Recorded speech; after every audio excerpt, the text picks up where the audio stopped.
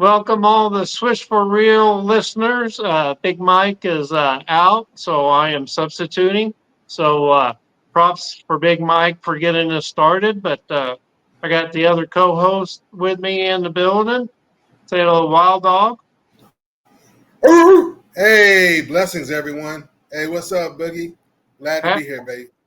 how's your week been?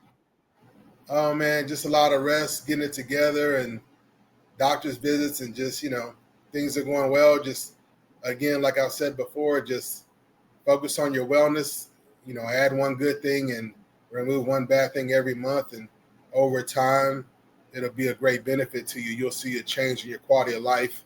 There's no miracle pill, there's no miracle solution. You just have to be dedicated, again, in adding one good thing and removing one bad thing, and your quality of life over time will be so much better. So you been a good dog this week? Always, man. I can't afford to be a bad dog, man. I get positive energy, baby. Positive energy. Well, since the season ended, there's been a lot of activity in the NBA. I mean, there always is around free agency, but this year there seems to be just a whole lot of activity. And I remember the first piece of news before draft night. There was a big trade.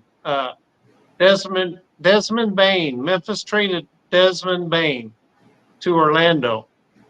So who do you think won that trade, and what are your thoughts on that trade? Yeah, my initial thoughts was like, that's a win-win. And then somebody was like, well, Bane is a baller, but is that what they needed? You know what I'm saying? There's only one rock, right? What I felt that Memphis was missing was depth, especially when you're trying to go, deep in the playoffs. So I felt like Memphis gained the depth that they needed, and then Orlando gained the baller that they needed. They needed more firepower. So honestly, I felt like this was a win-win. And when it comes to trades, this is ideal. You know, it, you know, um, someone being a winner, someone being a loser, then that's not a very good trade. So ideally, you know, one team gets what they want, the other team gets what they want. And if you're forcing trades, or if you're forcing hands, or you're saying I have to have this, or that's the guy I want, and you're so close-minded, then you can really force yourself into a bad trade, and then look back later and be like, oh, we shouldn't have done that, or well, we'll deal with it, and then try to do another trade to salvage the situation. But this here between the Magic and the Grizzlies, I feel like it's really a win-win for both teams. Both teams got what they needed. So to recap the trade for our listeners, Memphis sent Desmond Bain and the 16th pick in the draft this year to Orlando, and they got back in return Kentavious Caldwell Pope, who played for the Lakers and won a chip with the Nuggets. Right. Uh, Cole Anthony, who was a lottery pick, Mm-hmm. and 4 first-round picks, unprotected, and a pick swap. Yeah. So a lot has come out about why would they get rid of one of their big three, and KCP either didn't fit in Orlando, but what do you think about they open up salary space to sign Jaren Jackson to extension. So from that standpoint, what do you think about the trade? Yeah. uh, JJ's my guy. Jared Jackson is one of my favorites, and this, to some degree, I even feel like he's making my underrated list. People. I don't know why people sleeping on him, but again, I think just now, recently, the fan base is kind of picking up on the value of two-way players. You got defensive player of the year or this or that, and people are like ho hum a bit. Me, when there's a block shot or a steal, I bark. I let it Yeah. be known in stadium that this is an incredible move.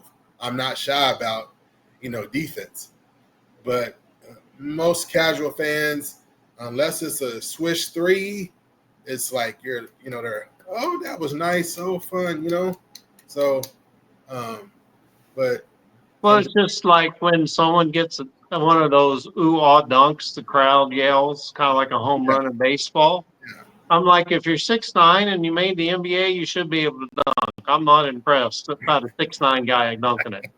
you know, But not everybody is quick enough to make a steal against elite athletes, and they're not always uh, good enough to block shots. That's why I mean, yeah, well, when the Wimby averaged over 3 blocks a game, but other than that, everybody was like one block, barely, maybe one player 2 blocks a game. yeah, And so I'm with you there as far as steals and blocks. And Jaren Jackson's a beast. So yeah. And then to be honest, I'm not trying to knock anybody's legacy, but and not that I'm a Memphis fan, but um, I was a Zach Randolph fan, and I was like, I want to say a little bit jealous of Memphis because I knew Memphis, the city of Memphis, had them one, and Zach Randolph. Do you know what I'm saying? Um, yeah, as they had the Bruise brothers as far as the between culture, Gasol and yeah, Zach Randolph, the Bruise brothers. yeah, playing both ways and his mentality, being an anchor for the team, and then really being an anchor and involved in the community. I believe now in this era, Jared Jackson is that guy. He's that man. He's that foundation, on the court, in the locker room, and in the community. But that's just my opinion. So, KCP kind of underrated. He had one bad season, but he did help Denver win a chip. Yeah. And When by you, the way, for the listeners that when I mentioned what the trade is, one of them, what Memphis sent out a pick. It was pick 16 in this year's draft, and it turned into Yang Hansen, the center yeah, from I'll be China. talking about him later. Yeah. Woo-wee. Yeah, But by getting off of the Desmond Bain contract, it did give them salary lift, get them under the apron, yes, yes, and they were able to extend Jaren Jackson. So that. I think that, like you said, that's a win-win. yeah. And And again, the key being, like you said, you're introducing, where it comes into the salary cap and aprons and everything, it's critical that they keep Jared Jackson happy. He's critical. And then again, for me, even watching this playoff, it wasn't, oh, this or that or this guy didn't show up. It's the depth. They yeah. needed more depth. They didn't need another star. They needed more depth. So And so, speaking of winning, the OKC Thunder just won the championship this year. I'm sure most of the world knows already. But from your standpoint, is Oklahoma City built for a dynasty? Are they the next Golden State Warriors? okay, I broke this down a bit now. Being the next Golden State Warriors, because I'm a bit biased because Jerry West is like just so dear to my heart as a player, as an executive. It's like, man, it's like there's nobody like Jerry West. Jerry West is just Mr. Basketball.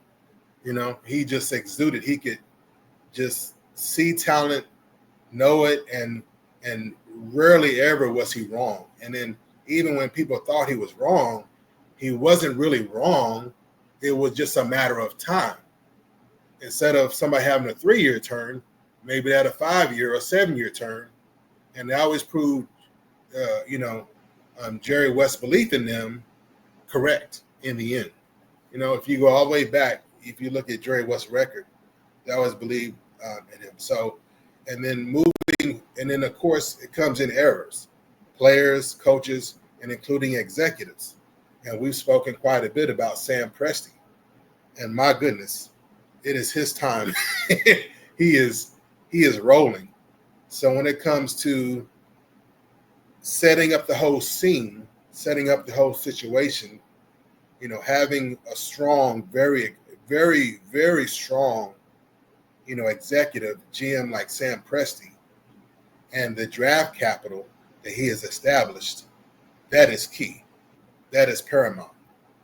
And then from there, okay, you have this draft capital, but we've seen dysfunctional teams get a whole bunch of number one picks, like Orlando Magic, you know, you know, and not be able to do it, or not be able to accomplish anything with them, or get a whole bunch of number one picks, and then their second contract, the players are asking to get out of there, like the New Orleans Pelicans.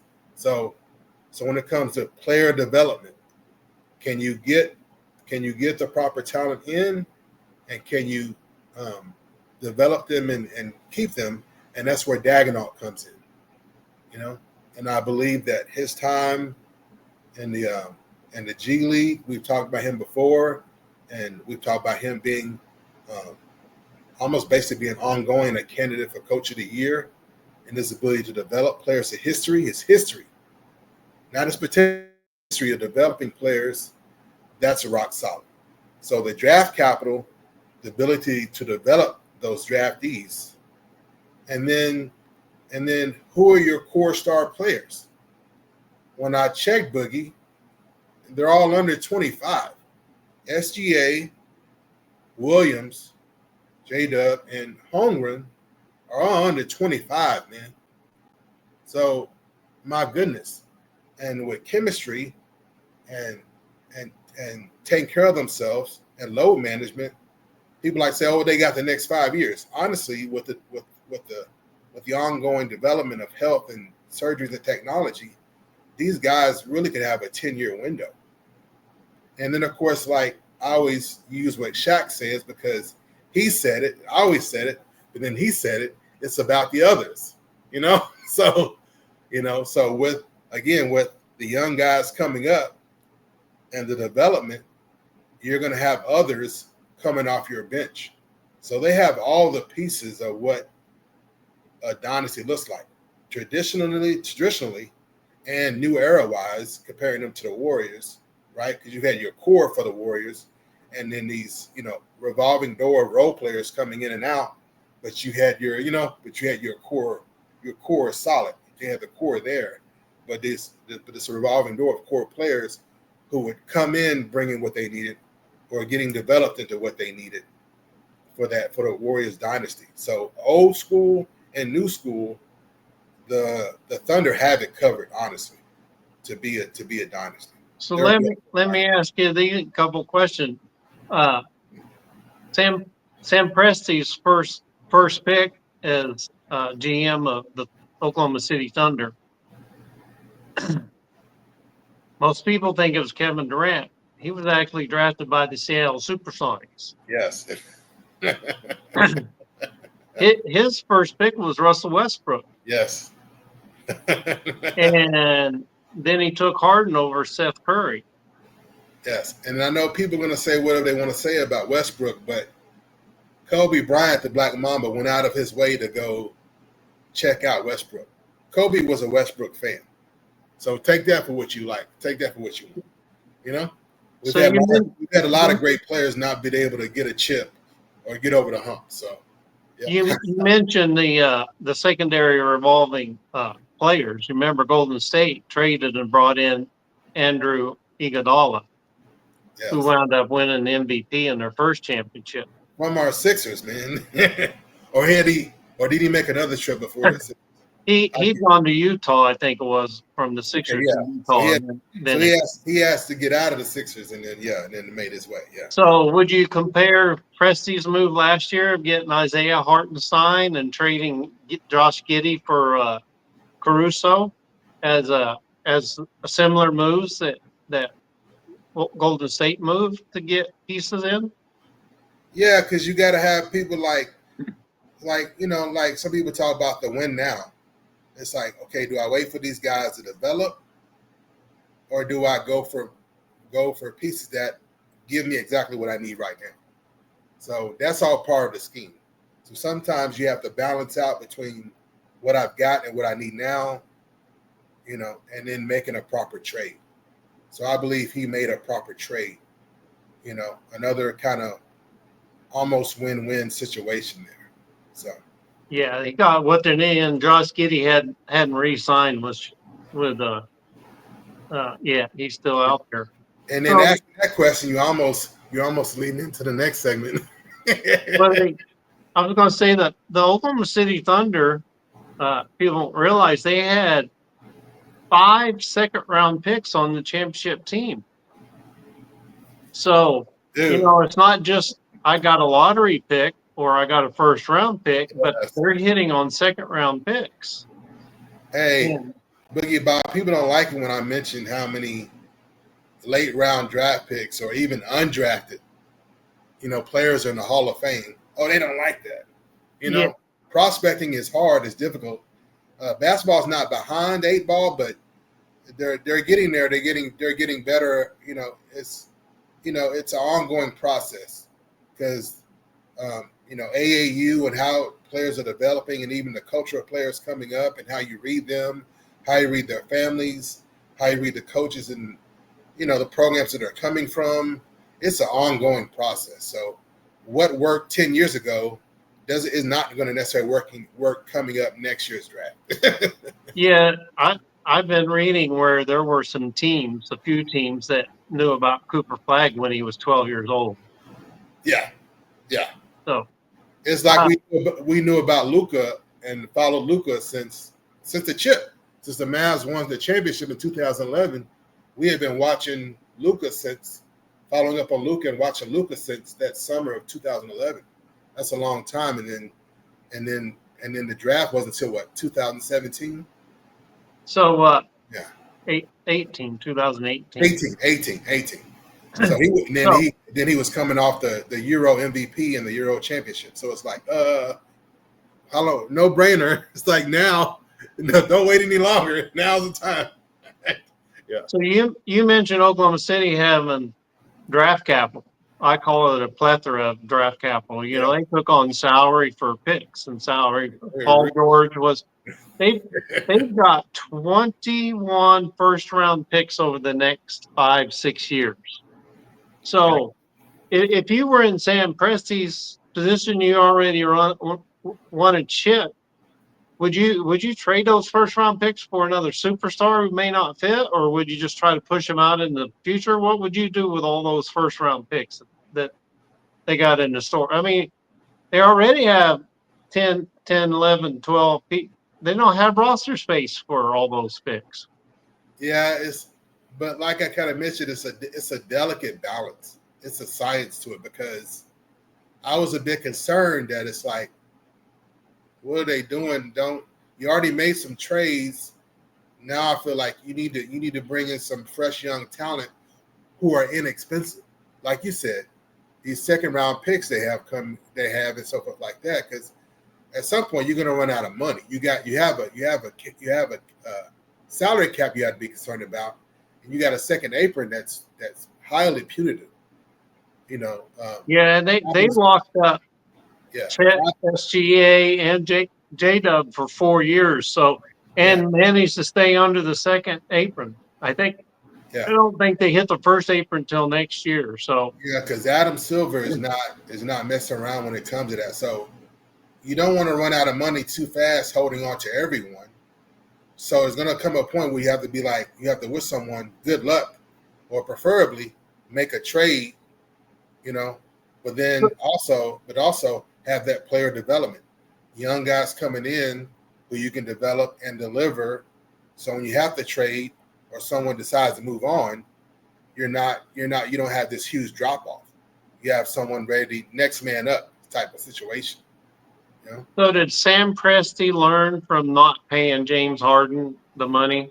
Did he learn from that? Because a lot of people don't think Chet Holmgren is worth the money they paid him. What I've heard about Sam Presti, there's not any situation, win or lose, whether he thought he's won or lost, that he hasn't learned from. And anything that goes on around the league, he is a student. So any and everything that's going on around the league, he is. I'm at a stretch for a proper word to describe him, but I don't use the word mad scientist, but he's evolved into who he is, not by chance. And the OKC Thunder are not in the position they're in by chance. None of it is by chance. It has been by methodical, by applying science, and evolving. And Sam Presti is evolving. Sam Presti is not the same dude he was 5 years ago. So one thing we haven't talked about, and I posted a picture on my page. It just came out. A new rendering of the new arena. The arena's been in the works for a couple years, but this new arena is going to bring in more money for the Oklahoma City Thunder. So how's that going to impact, from your opinion, the Thunder having this new arena? Hey, the thing is, I was just talking about that. I think last week. It's like if you're gonna flirt around with the salary cap, like meaning you want to extend your core and keep more of your core players, or your core players are demanding more money, you have to have already made the money. It's not you don't look into what future revenue is coming, right? Traditionally, and new era mistakes have been made. You have to have already made the money in order to pay the players and to go in, beyond the cap to be able to do things. So a new arena with new which brings in a new market cap as far as your sales and your sponsorships and things of that nature. That's all going to set them up, right, to be able to pay better salaries and have better facilities to maintain and keep their talent. So there's a parallel here. I mentioned the arena not because the pictures are fantastic looking, Right? but you remember Golden State didn't get their new arena until they had already started writing those big checks.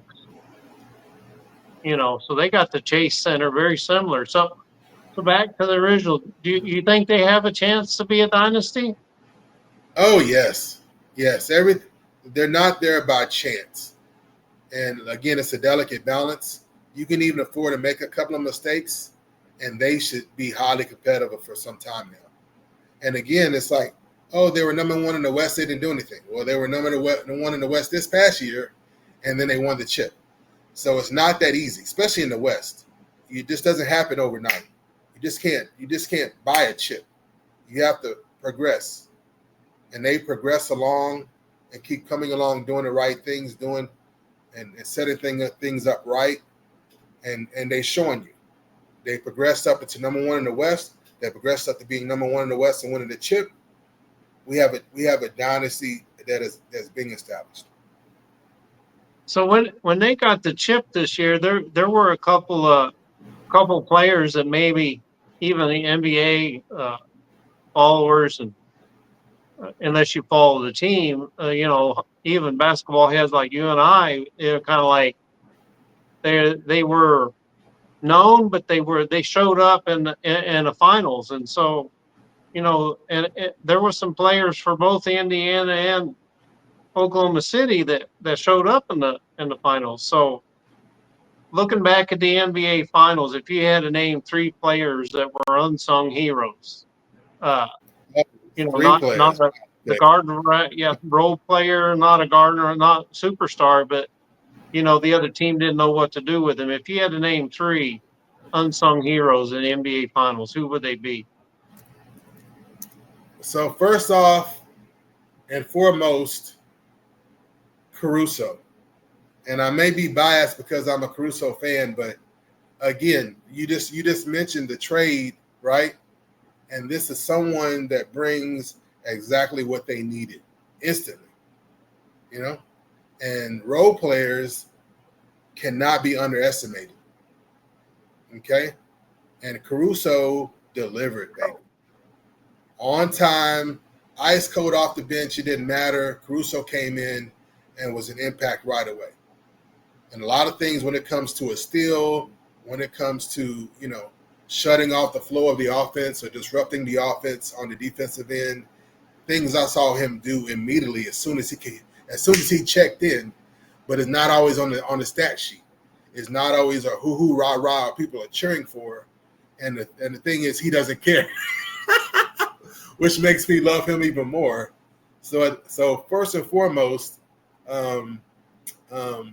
Caruso was the guy. To me, first and foremost, Caruso was a star, when it comes to the finals. And then if you have someone, go ahead, because I'm trying to look up somebody. Their name just slipped off the top of my tongue, talking about Caruso so passionately. Well, I have three names, and let me mention one on the list and see what you think. The first one I listed was J.J. Barea. What do you think? Was he an unsung hero of the 2011 championship team? Oh, yeah. Are we talking about 2011 or are we talking about in general? 2011 Oh, my in bad. the finals. Oh, my bad. I didn't get that.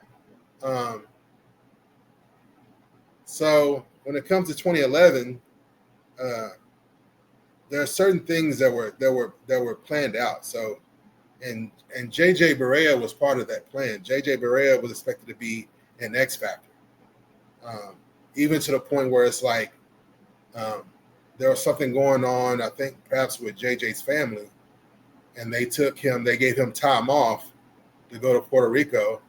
I believe the check on his abuela, and so when it come to playoff time, he could be focused because we knew we were gonna need him, and then we knew JJ was gonna be one of our so-called quote unquote Laker killers, right along with Peja Stojakovic, right? So planning a sweep, no, but planning to put the Lakers away, yes, we knew with the scheme and load management and with JJ's style of play, he was going to give the Lakers a hard time. And with Peja and his history in the West, again, we didn't need Peja for the regular season.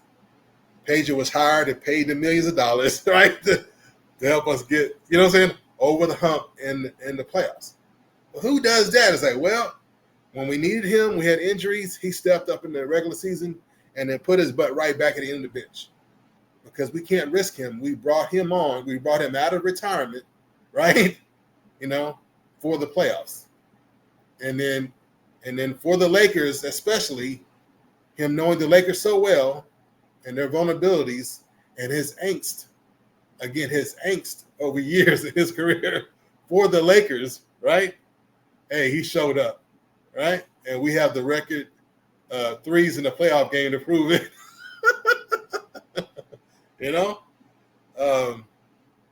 Let me mention another guy who won a chip, and see what you think as far as an unsung hero. He played for the Cavaliers when LeBron was there.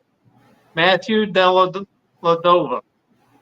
Yes. See, it's someone else that goes unsung unless you're in that locker room, and his name has popped up quite a few times.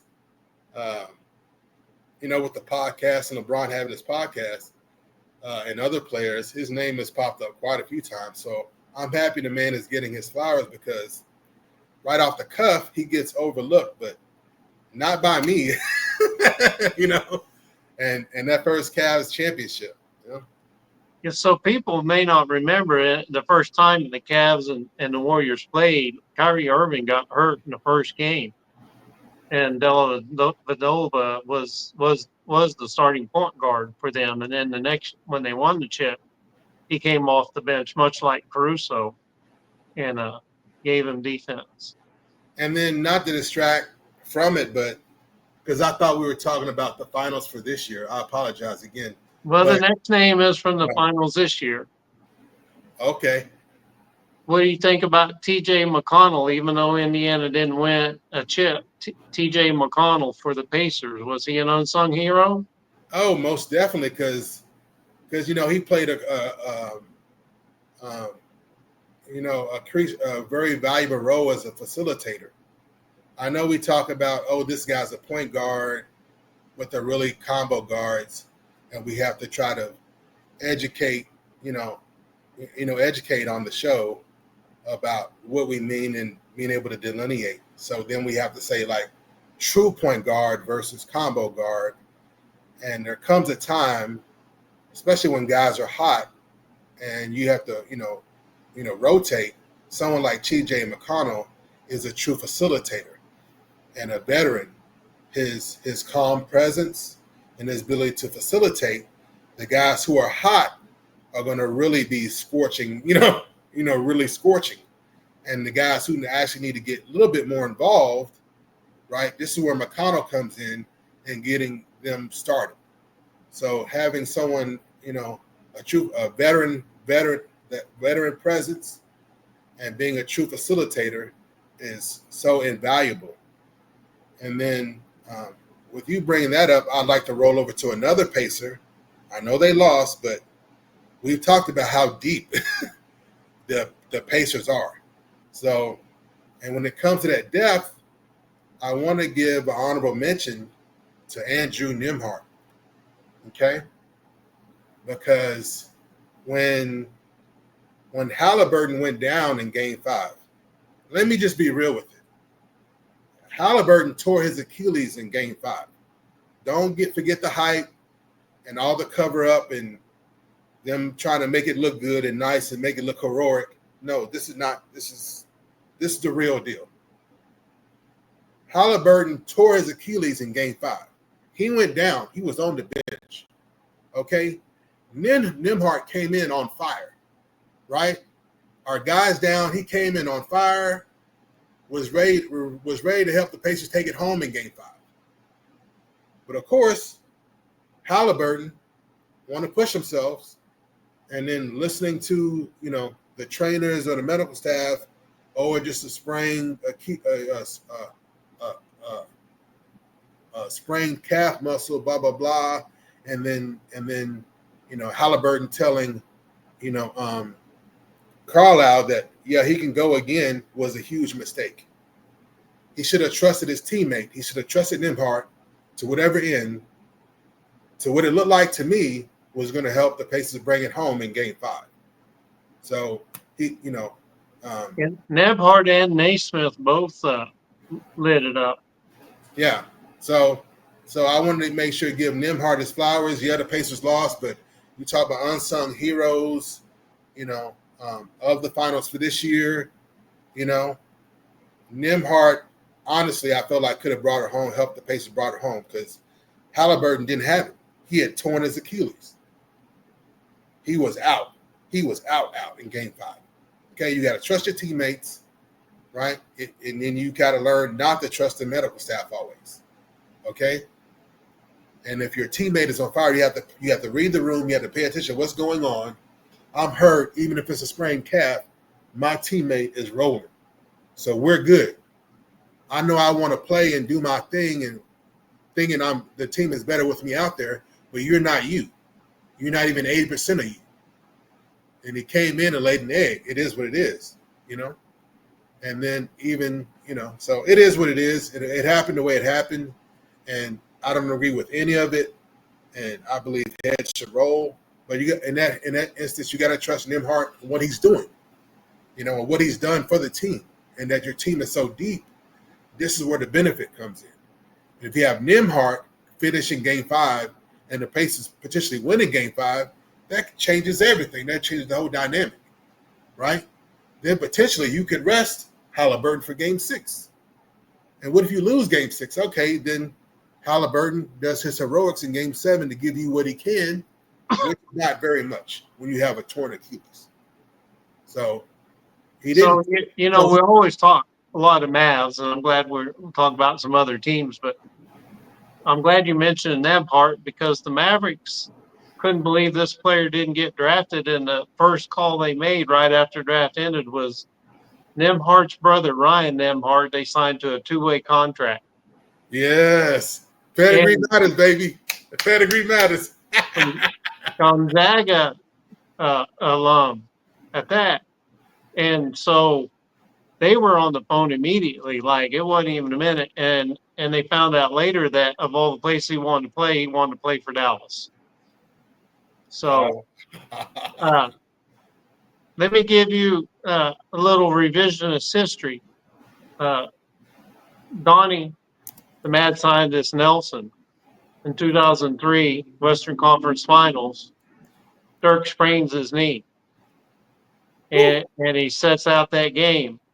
And he Yeah. wanted to play game 4. Mavs were actually leading the series. He wanted to come back and play in the next game. And Nelly said, no, for the long term of your career, you're not playing. You're out for the rest of the series. Yes. Yes. Yes. So there, there's a lot of credence there to, injured players, especially when it's for a ring or a chip. You can't blame them for their competitors. They want to play, but their short-sightedness winds up costing them a year of playing, Hey, paying them as well. and Boogie being on the inside, that decision Nelly made, right, cost him his relationship with Mark Cuban. Because Mark Cuban, of course, being the owner, is listening to the medical staff, right? Yeah. And Nelly, having been around so long and played, and then even to the point where when I had a beer with Nelly, confirmed that, yeah, I had that exact same injury. So even Nelly's personal experience, right? For me, I'm like, well, why didn't that override everything? And in the end, it cost Nelly his relationship with Mark Cuban and ultimately cost him his job with the Mavericks, which is unfortunate, right? But it gave us 20 years of Dirk. Yeah. And then if I wrap it up, Dirk in his Hall of Fame tour and on a podcast in an interview, they asked Dirk about that. And Dirk was like, he would feel really good one moment. And then next thing you know, he would feel completely unstable, right? So Mark and the medical staff had him convinced that, yeah, he could give it a go, at the time, right? But in hindsight, the Hall of Famer says, hell no, no way, Nelly was 1,000% right. You see what I mean? So you have to know history and understanding the situation and medical staff, and like you have people who played so long, and then like Nelly played and coaching, and Nelly just didn't play for anybody. Nelly played for the Celtics. Nelly comes from the Red Auerbach. He got a couple chips with the Celtics. Yeah, and then he comes from the Red Auerbach coaching tree. So I'm like, come on.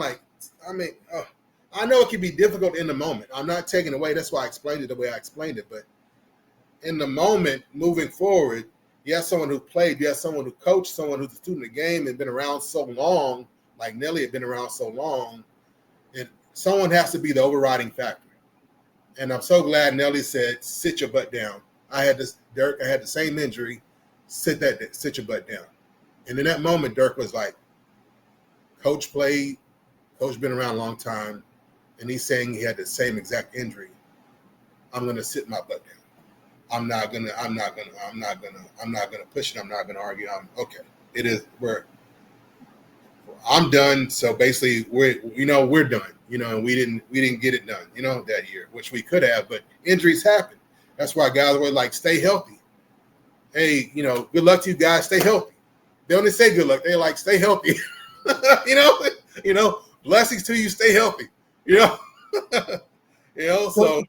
So speaking of injuries, that it's kind of become real popular the last couple of years. Victor Wembanyama only played 2 games in the summer league this year. Cooper Flagg only played 2 games in the summer league, and the high draft capital forecasted superstar players, they play 1 or 2 games and then they shut them down.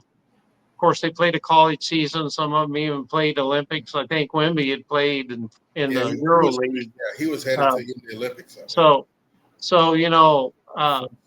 Load management is a thing, but you're seeing a lot of these high value players being set down in the summer league. So did you get a chance to watch any summer league games this year? And was there anybody in particular that impressed you? Yeah, I was trying to get some games in, and then trying to watch some guys, and my notes were kind of all over the place because you know me, I'm weird, right?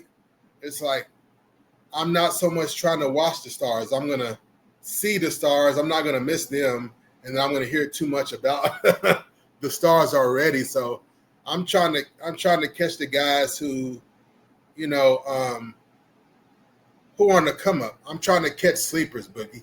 You know me. So then I can earn the wild and wild dog because I come from left field talking about stuff. So you brought up summer league and when it comes to sit some of these guys down, I really feel like it's all about just letting them flex a little bit because you're gonna work out right anyway. There's no days off. It's 2025. Let's just be real with with the fan base, with basketball fans. There are no days off, right? You're either working on your nutrition, maintaining your health, or working on your conditioning. There are no days off. There is no such thing as a day off. If you hear about a pro player talking about even on vacation, there's no days off, right? You're just on vacation, but still carrying your bag of basketball work with you, your bag of football work with you or whatnot. There's things you're not going to do on vacation you wouldn't necessarily normally do to a large degree. So going into the summer league, it is a different level of competition. You're giving them a different look. You're giving them a different opportunity, right? You might go to the gym. You might go to Rutgers and get a different look, right? And that's why you do that. That's why you go to the gym. You have D1 players and pro players coming together because you're getting a different leveled up look. It's not your team, your same old teammates. So this is what the summer league is about: the competition, getting a look at yourself with other teammates, with different set of teammates, and against different competition. And we just need to see enough to see you make a turn, to see that go to summer league, just to see enough that you benefit from it. That's what I wanted. That's what I'm trying to say. So Cooper Flagg, game one, he looked how we expected him to look, a rookie, right? But already by game two, it's like, okay, enough already. That's like that. He's benefited from the summer league enough already. And maybe he would have need game three on, I think it was this past Tuesday, but he doesn't need it. We've seen what we need to see. He's benefited from the summer league. Pull the plug, right? And so that's the gist of why. You don't want to overdo it. You want to get the benefit from it and then move on. If you continue to grind him out in the summer league because you can, then if there is any kind of tweak, let alone not even an injury, but any kind of tweak, or any kind of level of fatigue, then you've cost yourself unnecessarily, right? So the summer league has its purpose. It served its purpose. Move on. Yes, sir. So I have a couple names I want to get your opinion on it from the summer league. You talked about Jerry West being able to spot talent. Ooh-wee, for real, baby. He would just. Well, Greg Popovich is no slouch for finding talent and developing talent. And even though he's no longer a head coach, he's still he's of operations. Yes, absolutely. And they had two picks. I mean, the first pick, the number 2 pick, that was kind of obvious with Dylan Harper. But at number 14, they took this kid named Carter Bryant. And I don't know if you got to see Carter Bryant play any. Yeah, when I was, I'm a Dylan Harper fan. I like Dylan Harper, so yeah. And we talked about the Mavs. Well, Carter Bryant, when the Spurs played the Mavericks, Carter Bryant guarded Cooper Flagg. Yeah. And I don't know about you, but what I saw, that was a 6 foot. I'm not sure what his height is. 6'5", 6'6", 6'7", somewhere in there. We never know for sure. He's big. He reminded me of like a Patrick Beverly as far as his dog goes. Like he wasn't giving an inch. He wasn't giving an inch either direction. Yeah. And of course, they said that's why they drafted him, was for his defense and expected his shooting to improve. But Carter Bryant the number 14 pick impressed me. Yes. Then I want to get you another opinion because this pick was actually, I think it was Memphis's pick and it was traded to Portland, Orlando. Anyhow, it got traded. Okay. The 16th pick and during the draft, they were like, "What the heck is this team doing?" And it's Portland. By the way, Portland just re-signed Damian Lillard. They're bringing him back. Yeah. But No is one's got love for you like your a home center team. from China named Yang Hansen. He made my list, Boogie. Get your hands out of my pocket, Boogie. Well, what do you think about him? Eat a little bit on that bone there. Oh man, no, you go ahead, brother. You go ahead, brother, because I'm like, hey, you go ahead, because I'm like, hey, I'm just letting you know he made my list, and I was doing my best to keep an eye on him. Well, they were criticized for taking him, and then they cut DeAndre Ayton. But I was interested to watch him, and yes, on Facebook and some of the groups I belong in, on Facebook they had highlights, and to me I don't know if he's over 7 foot, but he's around 7 foot. But he reminded me a little bit of a Giannis Antetokounmpo, the Greek freak. yeah. And a little bit of Yao Ming in there too. Hey, two, one Hall of Famer, one future Hall of Famer, dog. But if he had a step, he was dunking it, and if someone didn't go to the rim with authority, he was blocking their shot. Yeah, if he wasn't letting nothing soft mess come through there and changing shots.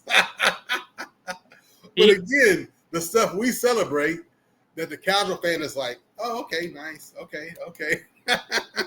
I mean, I was impressed with him. Yes. I look at several things that most fans don't look. I look at, do they have a quick first step? Do they have general quickness? Do they have speed? In an NBA, if you have no lateral speed, you're going to be toast in defense. Yeah. And I saw all three. He had lateral speed beyond. I mean, he kept his shoulder square and stayed in front of his man between the basket and him. Hey. He had the quickness to, with his first step, he could explode by somebody. And then in the open court, oh my God, that was like watching a Greek freak take 3 steps, 2 dribbles, and a dunk. And just so, like some of the fans, I don't mean any insult. And I know some of you guys aren't going to, it's Summer League, you're not going to watch any of it, but just look up the stats, okay? So let me give you a stat on Yang Hansen. So and there's a game, in which he had 3 blocks and 5 assists. Make that make sense. Come on, I'm waiting. And he scored in that game too. Yeah, double digits, 10 points. Meet me in the comments, okay? I love coming to the comments. You got something on your chest, you got questions you want to ask, meet me in the comments. I'll be there, Sometimes Big Mike and Boogie Bob come through too, but 3 blocks and 5 assists. Oh, that's a good kind of strange, It's like Portland said, bye. For NC, they said bye. Yeah. If you got a point guard with 10 points, 4 rebounds, and 4 assists, you're like, oh, that's a great game. And maybe they had 3 steals. Here we got a center, dog, with 2 points, 4 rebounds, 5 assists, and 3 blocks, man. So you probably know this. Do you know who he patterned his game after? Who his favorite player in the NBA is? No. The Joker. Oh, well, then okay then. But that's a good kind of strange, and that's why I nicknamed the Joker.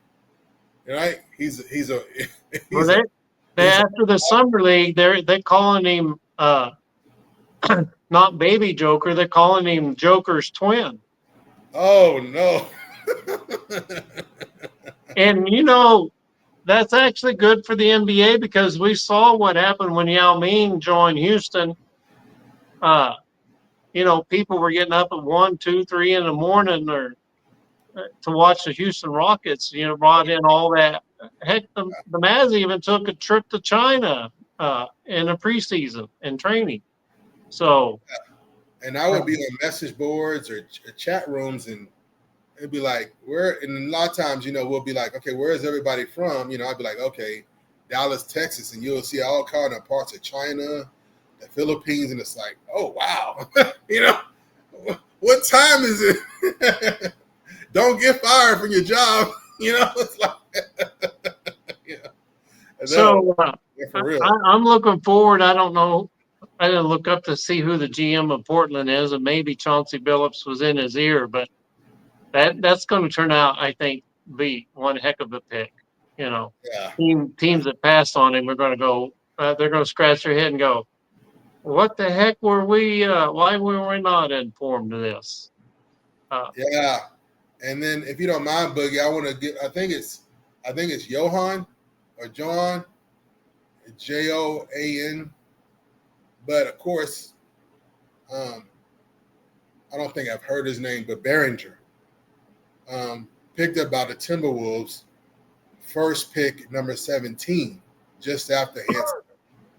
And there was one game, and I got lost because I just kept watching the highlights of his blocks. I don't know how many times, Boogie. It was bad over and over again, Boogie.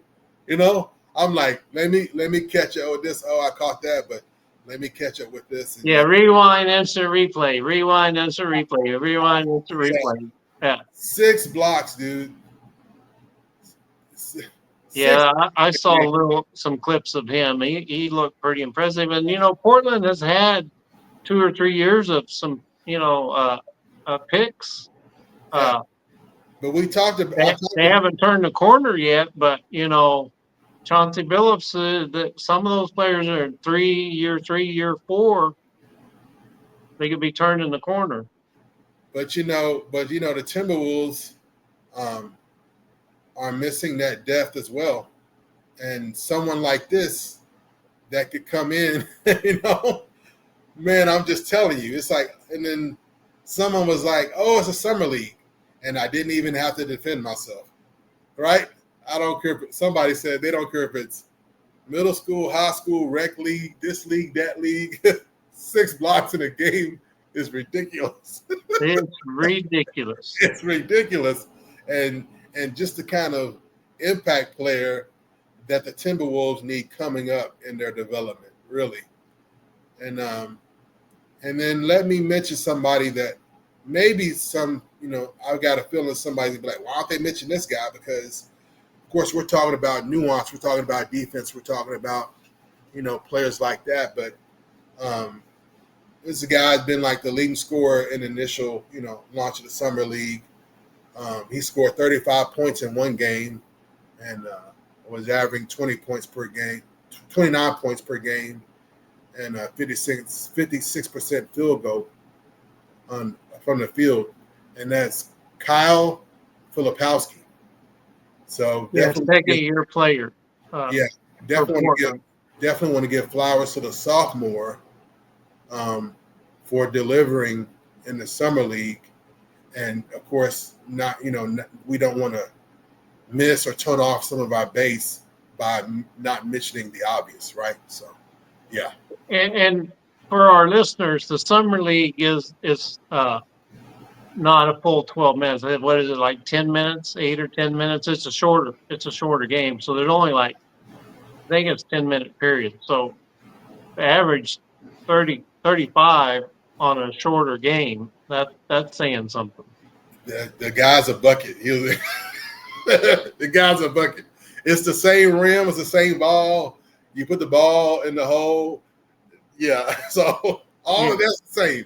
Your opponent, that shovels and different. But your teammates are also not, as high of a caliber.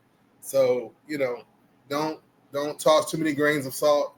35 points in the game and averaging 29 points per game, or shooting 56% from the field, Yeah, it's the same bucket. It's the same ball. Yeah. So speaking about blocks, 6 blocks in a game, there was a famous Buck who I know you love, and you had him on several of your Mount Rushmores. Uh, Kareem Abdul-Jabbar played for the Milwaukee Bucks. So Yes. our weekly segment on player legacy, uh, this tonight is Milwaukee Bucks, and I've got a player. I don't think you'll pick him. It's on out of left field, but your player legacy for the Bucks. Who did you pick? Right. I know it's kind of complicated, but enough time has passed, and really decades, a whole lifetime has passed, dude. So, uh, Lou Alcindor, who then became Kareem Abdul-Jabbar. You know, the Bucks have 2 championships, and so Kareem led the way for that 1971 championship. And while with the Milwaukee Bucks, earned 3 MVPs. So, regardless of what may have happened then or who still might be around, some baby boomer who's bitter, let it go. You know, so let it go because, yeah, Milwaukee Bucks. He's definitely, clearly, first and foremost at this point, the greatest legacy player for the Milwaukee Bucks. And then I'll go ahead and state the obvious. I'll be Mr. Captain Obvious this time, Boogie, since you said you dug in deep. Is the Greek freak, Giannis. Man, I'm getting tired. The Greek freak Giannis, the second chip for the Milwaukee Bucks in 2021, and a 2-time league MVP. So the Bucks have been blessed. Yes, a huge gap, but it is what it is.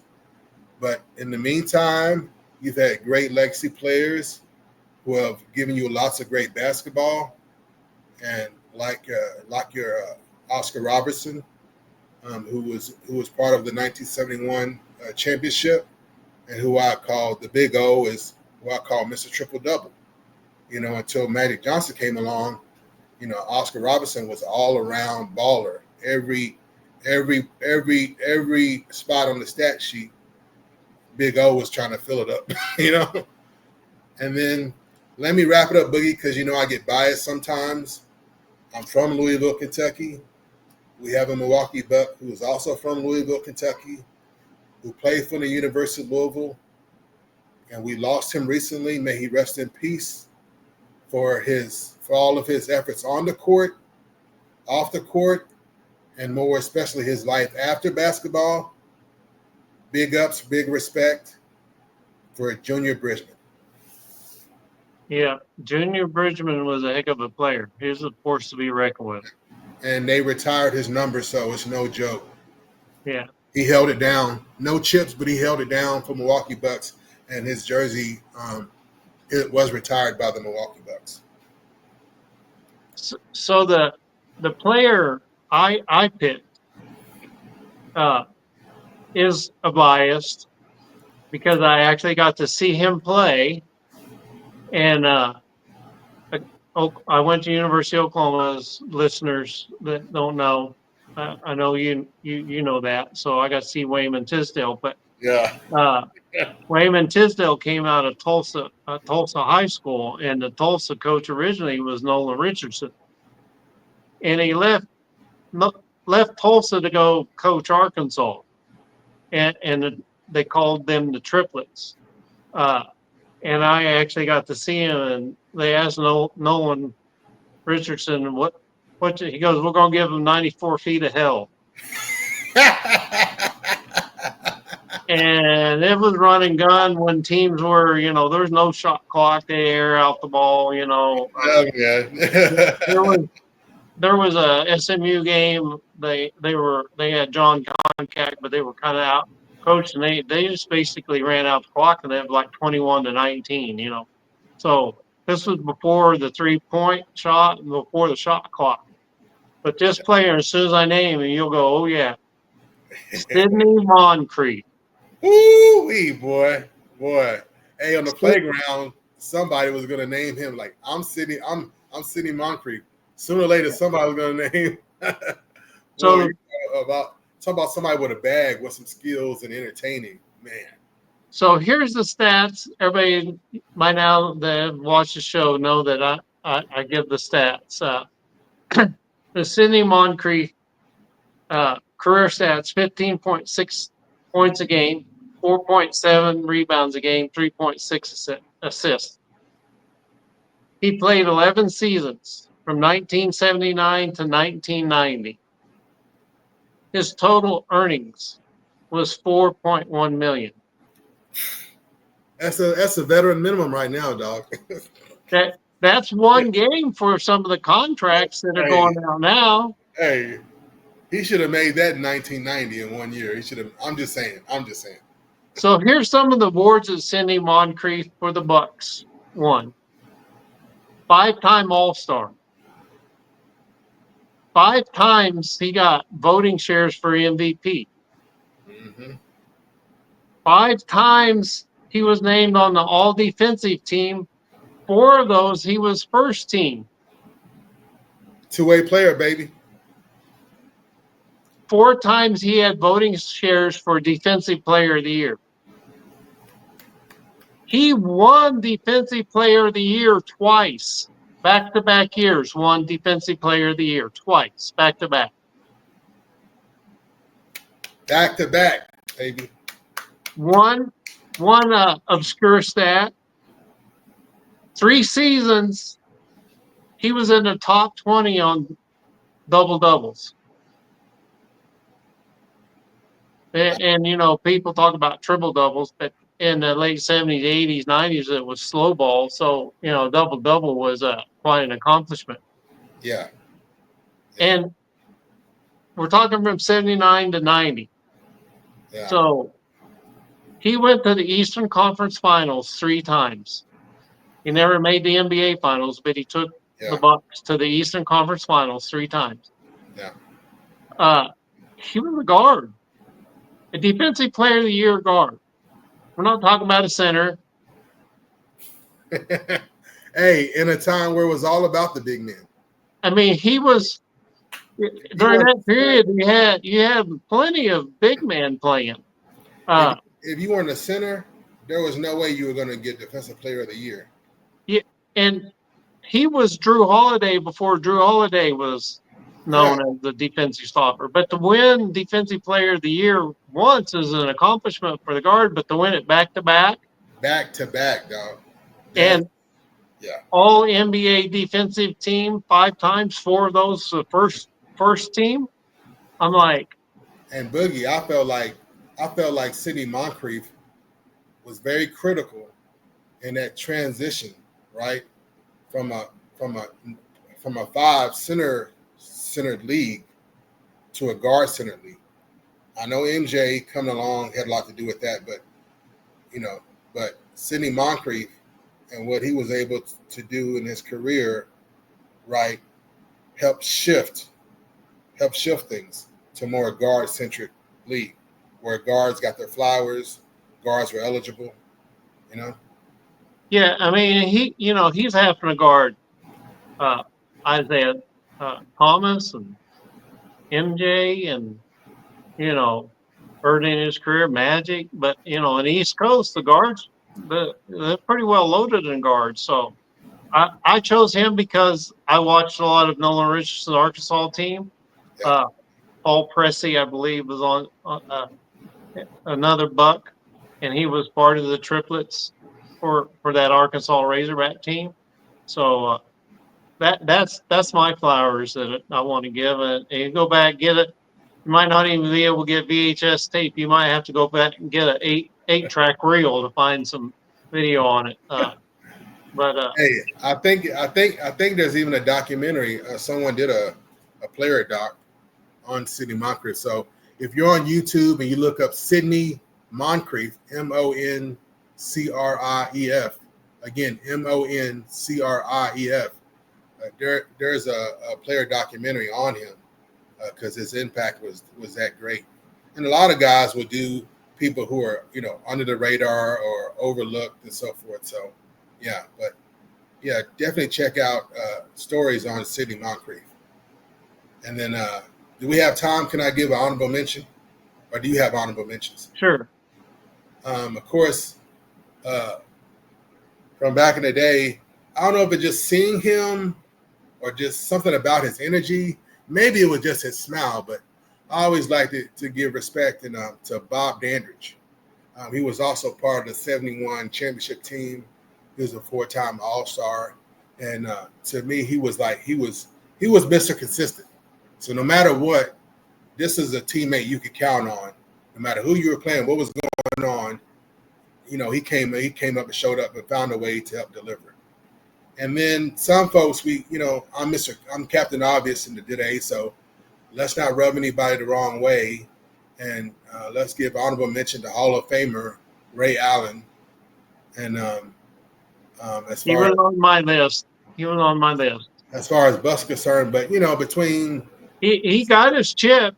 Eventually, he got his chip with the Celtics, but the Celtics and the Heat, and it's just kind of.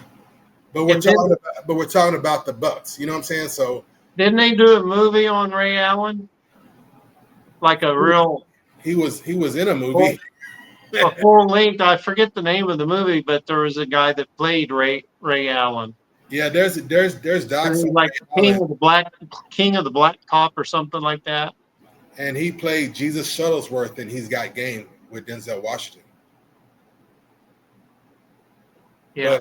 But Ray Allen, as one of the foremost shooters in the history, and at the time having been the 3-point leader, he's not lacking for flowers. We want to remind people, he was a Milwaukee Buck, but he gets his flower from the Boston Celtic fan base. He gets his flowers from the Miami Heat fan base.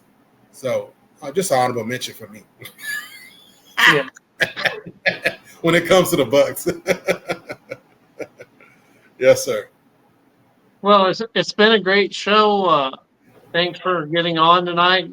Tell the folks where they can find you and on social media. Man, I don't do too much. I love being on here always with Swish for Real. Sometimes you can find me on TLP Sports Club talking college football. This is my speech therapy and with people I love and that I like to kind of connect. Boogie Bob and I go way back, so you can find me on YouTube doing sports commentary as part of my speech therapy.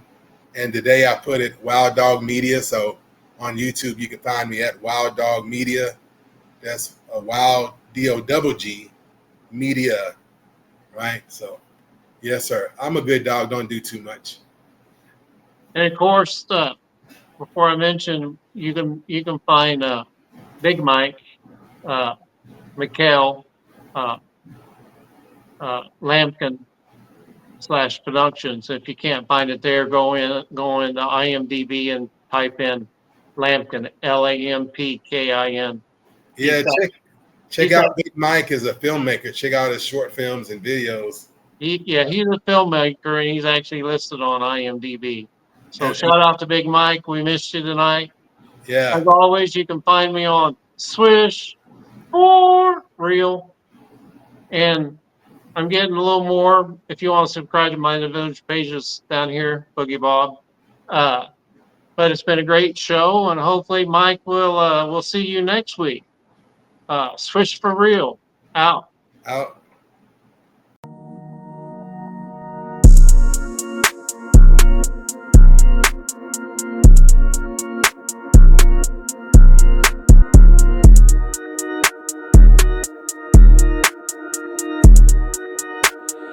That's it, Pray.